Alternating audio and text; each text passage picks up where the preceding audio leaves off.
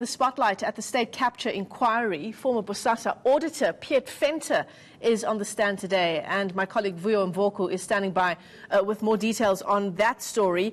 Vuyo, it was always going to be incredibly it was going to be a great story to be told, wasn't it? The auditor of Bosasa. We've heard all of the dodgy dealings from Angelo Agrizzi and the days that he spent on the stand testifying at the state capture inquiry. Now Peet Venter, perhaps let's start off with this affidavit in which Venter claims that Watson was going to avoid prosecution for these alleged crimes by laying the blame, in fact, on Angelo Agrizzi and the former Bosasa chief financial officer, Andries van Tonder. That is certainly what the affidavit said, and that is what we were expecting him to confirm. But sad to say, so far things didn't quite pan out that way.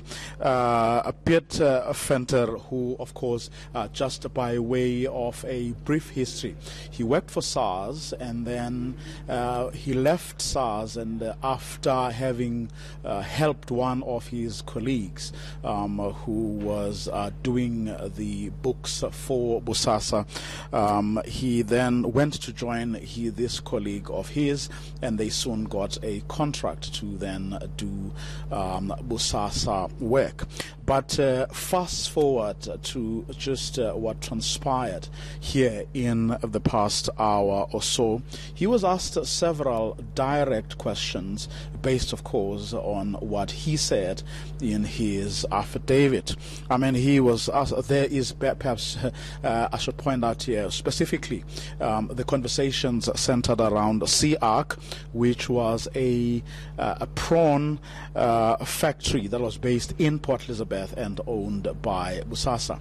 Now, apparently, when things didn't go very well, Sea-Ark then ended up becoming a vehicle for that essentially or ostensibly traded for tax purposes, basically to evade tax. In fact, that's how a lot of Bosasa procurement work went through, and that was to make sure that Bosasa gets the benefits. But I am going to leave it there because this commission is going back in session, Michelle, but will continue soon thereafter. All right.